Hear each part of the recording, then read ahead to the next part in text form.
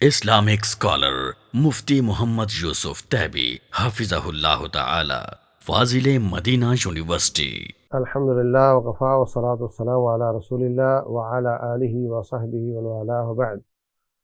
یہ سورہ الحجر ہے۔ حجر یہ سمود کا علاقہ ہے، اس کو حجر بھی کہتے ہیں، تو ان کے نام کی صورت ہے، اس میں ان کا تذکرہ ہے۔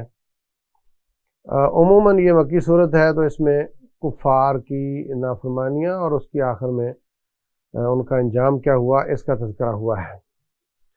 تو اللہ تبارک و تعالیٰ فرماتے ہیں الف لام را تلک آیات الکتاب و قرآن مبین، یہ کتاب کی آیات ہیں۔ ربما یود الذین کفروا لو کانوا مسلمین، یہ جو آج بہت بڑھ چڑھ کر مخالفت کرنے والے ہیں نا، یہ قیامت والے دن ان کی اتنی سزا ہوگی کہ یہ کہیں کہ کاش ہم بھی مسلمان ہو چکے ہوتے ہیں۔ اے نبی آپ پریشان نہ ہوں، ان کا جو کچھ بھی کرنا ہے یہ سب پچھتانے والے ہیں، آپ حق پر ہیں اور آخر میں جیت آپ کی ہوگی۔ ذرہم یاکلوا ویتمتعوا، چھوڑیں ان کو کھاتے پیتے رہنے دیں، 4 دن کی بات ہے، ان کو اللہ نے مہلت دی ہے، اس کے بعد پھر ان کا ٹھکانہ آگ ہوگا علیہ باللہ۔ پھر ان کے مختلف اعتراضات کا تذکرہ ہے۔ کیا کہتے ہیں؟ یا ایھا الذی نزل علیہ الذکر انک لمجنون، جس پر یہ ذکر نازل ہوا ہے مراد قرآن ہے، تو نعوذ باللہ دیوانہ ہے، اور کوئی فرشتے کیوں نہیں لے آتا ہمارے لیے اگر تو سچا ہے تو؟ اللہ فرماتے ہیں فرشتے تب آتے ہیں جب سزا دینی ہوتی ہے، اور یہ قرآن، یہ ذکر ہم نے نازل کیا ہے، ہم ہی اس کی حفاظت کرنے والے ہیں۔ تو قرآن ذکر ہے، اس کی اللہ حفاظت کرتا ہے۔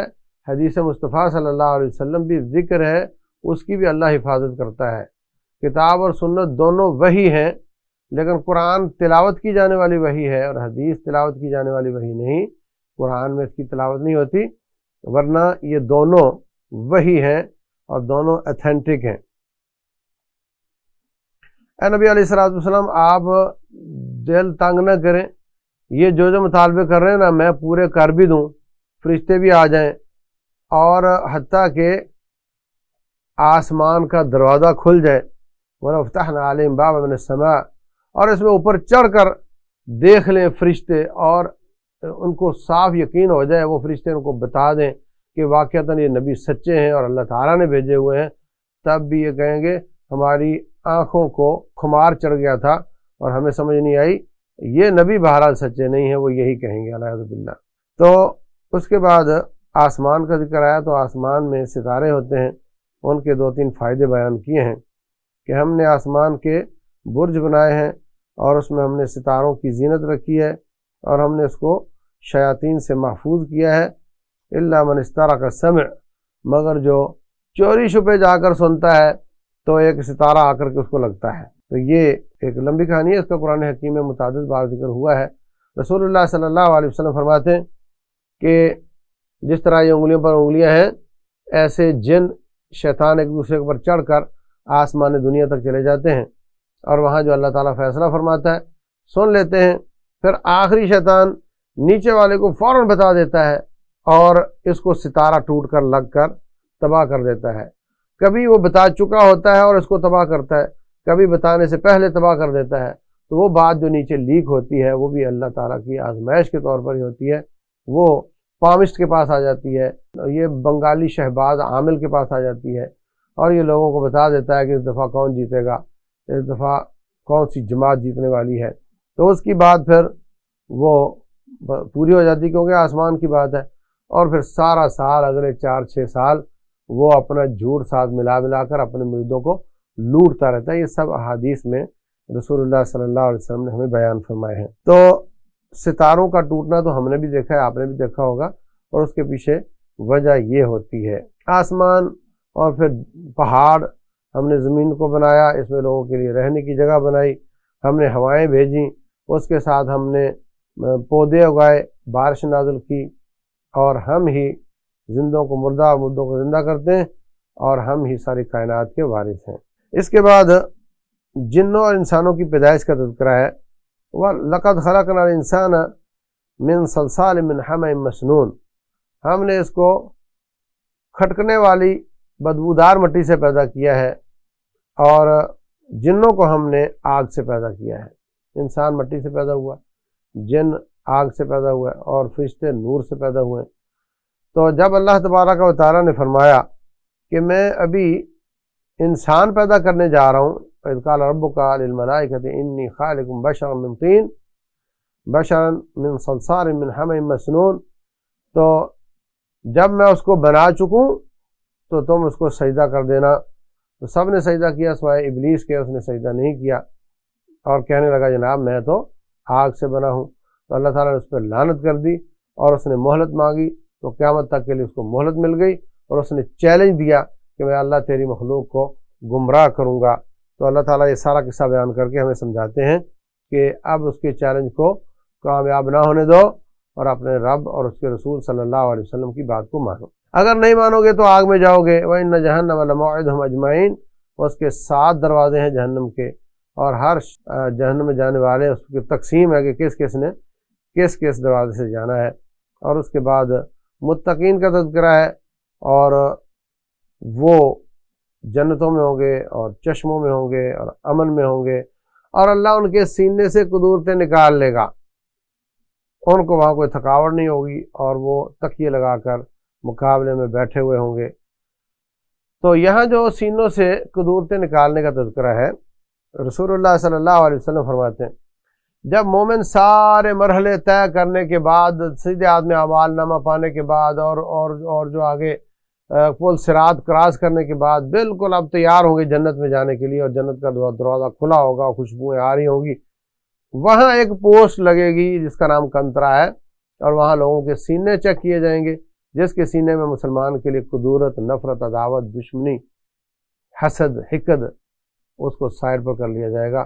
باقی جاؤ، یہ نہیں جا سکتے کیونکہ یہ قدورتیں جنت میں نہیں جا سکتے۔ حتیٰ اذا حُذِّبُوا وَنُكُّوا، پھر ان کو وہاں بیٹھے یا کیا کریں گے، ایک دوسرے دونوں ادھر ہیں، جن دو کی آپس میں لڑائی ہے دونوں ہی سائڈ پر ہو گئے، ایک دوسرے سے معذرت اور سوری کرنے کے بعد قدورتیں نکالیں گے تو پھر ان کو جنت میں جانے دیا جائے گا۔ اتنی دیر کینہ پروری کی، اتنی دیر سینہ جلایا، اتنی دیر کڑتے رہے، جلتے رہے، فائدہ کیا ہوا؟ آخر پھر نکال کر ہی جانا پڑا۔ تو اس لیے آج ہی ان قدورتوں کو نکال کر اپنے بھائیوں کو معاف کر دو، اس لیے کہ اللہ تبارک و تعالیٰ بڑا بخشنے والا ہے، آپ بھی بخشو۔ نبئ عبادی، میرے بندوں کو بتا دو، انی انا الغفور الرحیم، میں ہی بخشنے والا، رحم کرنے والا ہوں، وان عذابی هو العذاب العلیم، اور میرا عذاب بھی بڑا ہی دردناک ہے۔ اس کے بعد حضرت ابراہیم علیہ السلام کا تھوڑا سا قصہ بیان ہوا ہے۔ ان کے پاس آئے فرشتے مہمان بن کر، تو انہوں نے کھانا پیش کیا، نہیں کھایا، تو کہا ہم آپ کو بشارت دیتے ہیں اللہ تعالیٰ آپ کو بیٹا دے گا۔ کہنے لگے اب بیٹا؟ تو کہنے لگے آپ مایوس بالکل نہ ہو، تو آپ پھر کیسے آئے ہو؟ تو کہا ہم لوط علیہ السلام کی قوم کو تباہ کرنے کے لیے آئے ہیں۔ تو لوط علیہ السلام کے پاس جب وہ فرشتے گئے تو وہ کہنے لگے یہ جو جوان جو آئے میرے پاس یہ تو اجنبی سے لگ رہے ہیں۔ کہنے لگے ہم آپ کے پاس حق لے کر آئیں، اور جس میں ہم آپ کے پاس وہ عذاب لے کر آئیں جس میں یہ شک کیا کرتے تھے، اور آپ رات کے کسی حصے میں اپنے اہل کو لے کر نکل جاؤ اپنی بیوی کے علاوہ، اور کوئی پیچھے مڑ کر نہ دیکھے۔ وہ حضرت لوط علیہ السلام اپنے اہل کو لے کر نکل گئے، پیچھے سے اللہ تعالیٰ نے ان پر پتھروں کی بارش کر دی، ان کے ٹکڑے کو الٹا کر کے پھینک دیا ان کی زمین کو، والعیاذ باللہ۔ اس میں تھوڑا وضاحت بھی آئی ہے کہ وہ جو فرشتے تھے وہ خوبصورت انسان بن کر آئے تھے، تو وہ قوم لوط علیہ السلام کی جو غلط کاریاں کرتے تھے وہ کہنے لگے کہ یہ بندے ہمارے حوالے کرو۔ تو وہ فرشتوں نے اب اپنی آنکھوں سے دیکھ لیا کہ ان کی حالت کیا ہے، تو اس کے بعد وہ پریشان ہوئے کہ میرے مہمان ہیں اور یہ ان کو لے جانا چاہتے ہیں۔ فرشتے کہنے لگے آپ پریشان نہ ہوں، ہم فرشتے ہیں اور ہمیں نہیں لے جا سکیں گے۔ تو اس کے بعد ان پر اللہ نے عذاب نازل کر دیا، فجعلنا عالیہا سافلہا وامطرنا علیہم حجارۃ من سجیل، اللہ المستعان۔ آخر میں جس وجہ سے اس صورت کا نام الحجر ہے ان کا قصہ ہے، اور وہ سمود علیہ السلام وہ قوم سمود ہے، صالح علیہ السلام کی قوم۔ اس قوم کے پاس اونٹنی آئی تھی اور ان پر انہوں نے اونٹنی کو کاٹ دیا، تو ان پر پھر چیخ کا عذاب آیا تھا، ایک ایسی چیخ ہے جس سے ایک دم سارے مر گئے، جیسے ایک بٹن آف کرنے سے سارے بلب بند ہو جاتے ہیں، اللہ نے ان کو تباہ و برباد کر دیا۔ آخر میں رب ذوالجلال فرماتے ہیں جو دین میں نے آپ کو دیا ہے اس کو آپ پہنچائیں، اور یہ جو آپ کو مذاق کرتے ہیں ان کو ہم خود ہی سنبھال لیں گے۔ آج پوری دنیا میں نبی صلی اللہ علیہ وسلم کے خاکے بنا کر ادھر ادھر کر کے آپ کو مذاق کیا جاتا ہے، اللہ فرماتے ہیں ان سب کو میں خود ہی سنبھال لوں گا۔ اگرچہ مسلمانوں کو اپنا ریئیکٹ کرنا چاہیے اور اپنے ایمان کا ثبوت دینا چاہیے، لیکن اللہ ان کو نہیں چھوڑے گا۔ مجھے معلوم ہے کہ اے نبی آپ کا سینہ تنگ ہوتا ہے ان کی باتیں سن کر، لیکن آپ میری حمد بیان کیا کرو اور زیادہ سے زیادہ سجدے کیا کرو۔ وَاعْبُدْ رَبَّكَ حَتَّىٰ يَأْتِيَكَ الْيَقِينُ، جب تک یقین نہ آ جائے اس وقت تک میری عبادت کرتے رہو۔ یقین سے مراد موت ہے، کیونکہ موت ایک یقینی امر ہے۔ صوفی لوگ کہتے ہیں اس سے مراد ہے یقین، عبادت کرو جب تک یقین نہ آئے، اور چونکہ ہمیں یقین آ چکا ہے اس لیے ہم عبادت نہیں کرتے۔ تو نبی صلی اللہ علیہ وسلم آخری بیماری ہے، آپ کی ٹانگوں پر فالج ہے۔ فضل بن عباس اور حضرت علی بن ابی طالب آپ کو اٹھا کر لے جا رہے ہیں، وَرِجْلَاهُ تَخُطَّانِ عَلَى الْأَرْضِ، اور آپ کی ٹانگیں زمین پر لکیر بناتی ہوئی جا رہی ہیں، اور جا کر آپ جماعت کے ساتھ نماز پڑھ رہے ہیں۔ کیا ان کو یقین نہیں آیا تھا نعوذ باللہ کہ تمہیں یقین آ گیا، تم نے عبادت چھوڑ دیا؟ یہ ڈھونک رچاتے ہیں یہ ظالم، ان کا اسلام سے تعلق کوئی نہیں۔ جو رب کی عبادت نہیں کرتے، اللہ کے بتائے عقیدے کو عقیدہ نہیں مانتے، ان کا اسلام سے کوئی تعلق نہیں۔ اس کے بعد سورہ النحل ہے، یہ بھی مکی صورت ہے۔ اس میں زیادہ مسلمانوں کی تسلی اور اللہ تعالیٰ کی نعمتوں کا ذکر ہے۔ اللہ تبارک و تعالیٰ آسمان سے روح نازل کرتا ہے اپنے بندے پر، اس مراد وہی ہے۔ اللہ نے زمین بنائی، آسمان بنائے، انسان کو پانی سے پیدا کیا۔ اب پچھلی صورت میں انسان کو مٹی سے پیدا کیا تھا، اور اس صورت میں کہا انسان کو پانی سے پیدا کیا ہے۔ تو پہلا انسان مٹی سے پیدا کیا، اور اس کے بعد پھر انسانوں سے انسان بنتے گئے، اور وہ پھر پانی کے ساتھ پیدا کرنے کا سلسلہ شروع ہو گیا۔ انسان کے لیے اللہ نے جانور پیدا کیے، اس میں تمہارے لیے گرمی ہے اور فائدے ہیں، تم کھاتے ہو اس کو۔ گرمی کیا مطلب؟ ان کے چمڑے کو آپ لباس بناتے ہو، اور تمہارے لیے اس میں خوبصورتی بھی ہے، اور تمہارا وہ بوجھ بھی اٹھا کر چلے جاتے ہیں۔ اور یہ گھوڑے، یہ کھچر، یہ گدھے، اور بھی اللہ تعالیٰ چیزیں پیدا کرے گا جیسے آج کل پیدا ہو چکی ہیں۔ یہ سب اللہ تعالیٰ کی نعمتوں کا تذکرہ ہے۔ پھر اللہ تبارک و تعالیٰ نے 65 سے 72 نمبر آیت تک بھی مزید نعمتوں کا ہی تذکرہ کیا ہے، اور کچھ کافروں کے برے رویے کا کہ اللہ تعالیٰ کی نعمتیں کھاتے ہیں اور پھر اس کی نافرمانی اور ناشکری کرتے ہیں، اور وہ اللہ کے مقابلے میں اوروں کو پکارتے ہیں۔ اللہ فرماتے ہیں وَالَّذِينَ يَدْعُونَ مِن دُونِ اللَّهِ لَا يَخْلُقُونَ شَيْئًا، جن کو تم اللہ کو چھوڑ کر پکارتے ہو نا، وہ کچھ پیدا کرنے کے نہیں ہیں۔ اموات، وہ تو مردے ہیں، غیر احیاء، زندہ نہیں ہیں۔ وما یشعرون ایان یبعثون، ان کو تو خود پتہ نہیں کہ ان کو کب اٹھا دیا جائے گا۔ ان کو رب کا شریک بناتے ہو۔ بعض لوگ کہتے ہیں جی غیر اللہ سے مراد، من دون اللہ سے مراد بت ہوتے ہیں، لیکن یہاں پہ آپ دیکھ لیں وہ مردے ہیں، زندہ نہیں، اور ان کو اٹھایا جانے کا تصور یہ بتوں کے بارے میں تھوڑے ہوتا ہے۔ جب ان سے کہا جاتا ہے کہ اللہ جو نازل کرتا ہے اس کی پیروی کرو، تو وہ کہتے ہیں یہ تو پرانے قصے کہانیاں ہیں سابقہ قوموں کے، یہ اس میں کیا ہے۔ اس کے بعد کچھ موت کا تذکرہ کیا ہے۔ کچھ لوگوں کی موت آتی ہے اور ظالمی انفسہم، اس حالت میں کہ وہ ظالم ہوتے ہیں اپنے آپ پر، ان کا انجام بہت برا ہوگا، ان کے لیے ٹھکانہ آگ ہوگا، وہ تکبر شمار ہوتا ہے ان کا۔ اور اس کے مقابلے میں للذین اتقوا ماذا انزل ربکم، للذین اتقوا واذا قیل للذین اتقوا ماذا انزل ربکم قالوا خیرا، متقین کے رویے بیان ہوئے ہیں، وہ ان کے لیے دنیا میں بھی اچھائی ہے، آخرت میں بھی اچھائی ہے، اور ان کو جب اللہ تعالیٰ دنیا سے وفات دیتا ہے وہ طیبین حالت میں دیتا ہے، اچھی حالت میں دیتا ہے، اور وہ کہتے ہیں تم پر سلامتی ہو، جنت میں چلے جاؤ، فرشتے ان کو مل کر سلام کہتے ہیں۔ تو دونوں کا انجام اللہ تعالیٰ نے الگ الگ بیان کیا ہے، اور فرمایا کہ ہم نے ہر امت میں رسول بھیجا ہے یہ کہ اللہ کی عبادت کرو اور طاغوت سے بچو۔ تو کچھ لوگوں نے مان لیا اور کچھ نے نہیں مانا، لیکن نبی صلی اللہ علیہ وسلم اس پر بڑے پریشان ہوتے ہیں، اور بہت زیادہ آپ حریص تھے کہ سب مسلمان ہو جائیں۔ تو جب اتنی محنت کرتے پھر بھی لوگ مسلمان نہیں ہوتے تو بہت آپ کو ٹینشن ہوتی تھی۔ اللہ فرماتے ہیں ان تحرص علی ھداھم فإن اللہ لا یہدی من یضل، آپ جتنا چاہیں حرص کر لیں، جس کو ہم نے گمراہ کرنا ہے آپ اس کو ہدایت نہیں دے سکتے۔ تو اللہ تبارک و تعالیٰ جس پر ناراض ہو، جس کو اللہ سزا دے رہا ہو اس کی ناقدری کرنے کی وجہ سے، اللہ کی ہدایت کی ناقدری کی وجہ سے، اس کو آپ کوئی ہدایت دینا چاہے تو نہیں دے سکتا۔ یہ لوگ قسمیں اٹھاتے ہیں کہ مرنے کے بعد زندگی کبھی نہیں ہوگی۔ اللہ فرماتے ہیں یہ تو معاملہ ہی بڑا آسان ہے، انما قولنا لشیء اذا اردناه ان نقول له کن فیکون، ہم تو ایسے کون کہہ دیتے تو ہو جاتا ہے، ہمارے یہاں کوئی مشکل کام تھوڑی ہے، جو رب ذوالجلال چاہتا ہے وہ ہو جاتا ہے، اور اللہ کے لیے یہ سارے کام کوئی مشکل نہیں ہے۔ لیکن یہ لوگ دنیا میں بھی اللہ تعالیٰ کی نافرمانی کرنے کے باوجود کہتے ہیں کہ آخرت میں بھی ہمیں اچھا ہی ملے گا، وَيَجْعَلُونَ لِلَّهِ مَا يَكْرَهُونَ وَتَصِفُ أَلْسِنَتُهُمُ الْكَذِبَ أَنَّ لَهُمُ الْحُسْنَى، جھوٹ بولتے ہیں، کہتے ہیں ہمیں بھی آخرت میں اچھا ہی ملے گا، لیکن ان کے لیے کوئی اچھا نہیں ہوگا، ان کو اللہ تعالیٰ دردناک سزا دے گا۔ پھر کچھ اللہ تعالیٰ اپنی قدرتوں کا بیان کر رہے ہیں، اللہ آسمان سے پانی نازل کرتا ہے، اور یہ جو پانی نازل کر کے زمین کو زندہ کرنے کا معاملہ ہے، پیچھے کہا انسان کو پانی سے پیدا کیا، یہ سب دلائل ہیں کہ جیسے اللہ تعالیٰ زمین کو زندہ کر دیتا ہے ایسے انسانوں کو بھی زندہ کر دیتا ہے۔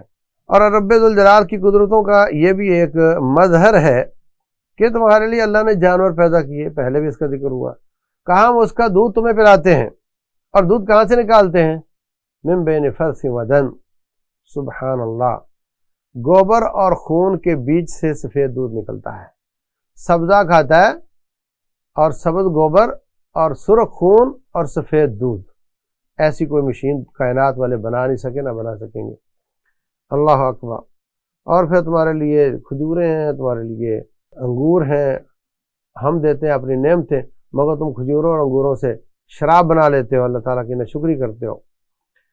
اس کے بعد یہ سورہ نحل ہے، نحل کا معنی ہوتا ہے شہد کی مکھی، یہاں پہ وہ آیت ہے جس وجہ سے اس کا نام ہے وَأَوْحَىٰ رَبُّكَ إِلَى النَّحْلِ أَنِ اتَّخِذِي مِنَ الْجِبَالِ بُيُوتًا وَمِنَ الشَّجَرِ، ہم نے وحی کی نحل کی طرف کہ تو پہاڑوں میں بھی اپنے چھتے لگا، اور گھروں میں بھی، اور درختوں پہ بھی، اور ہر اونچی جگہ پر لگاتی جاؤ، اور ہر پھل سے جوس نکال کر کے لا اور وہاں پہ رکھ، اور اس کے پیڑ سے ایسا پینے کی چیز نکلتی ہے جس کے رنگ مختلف ہوتے ہیں، اس میں اللہ نے لوگوں کے لیے شفا رکھی ہے۔ تو شہد شفا ہے، اور یہ فارمی ہو یا کوئی بھی ہو، جو اس کے پیڑ سے نکلا ہے وہ شفا ہے۔ اللہ تعالیٰ نے اس کی طرف وحی کی، وحی کا معنی اس کو اللہ نے الہام کیا۔ اوحینا الی ام موسیٰ، ام موسیٰ کی طرف وحی کی، اوحینا الی نحل، نحل کی طرف وحی کی، اوحینا، تو اسی طرح حضرت موسیٰ علیہ السلام کی والدہ کی طرف وحی کی، یا حضرت عیسیٰ علیہ السلام کی والدہ کی طرف۔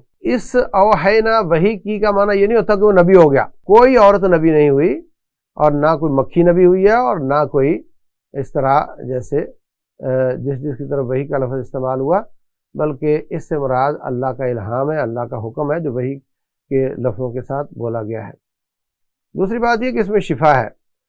کینیڈا کی حکومت نے تحقیق کروائی تو پتہ چلا کہ شہد میں شفا ہے، تحقیق کی کیا ضرورت ہے، قرآن پڑھ لو۔ انہوں نے اپنے ملک کی چونکہ کفالت کرتے ہیں، تمام لوگوں کو مفت دوائیاں دیتے ہیں، ان کے اخراجات بہت تھے، انہوں نے کہا کہ جناب شہد کی کمپنیوں کو کہا ہم آپ کو سبسڈی دیتے ہیں، آپ ہماری قوم کو زیادہ سے زیادہ شہد پلاؤ۔ اگر ریٹ اس وقت لیٹس سپوز کہ پاکستان میں مثلا 800 روپیہ 1000 روپے ہے، تو آپ 500 کا بیچو، 500 ہم دیں گے آپ کو، لیکن اتنا ٹارگٹ ہے، اتنے ٹن شہد ایک سال میں آپ نے پلانا ہے ہماری قوم کو۔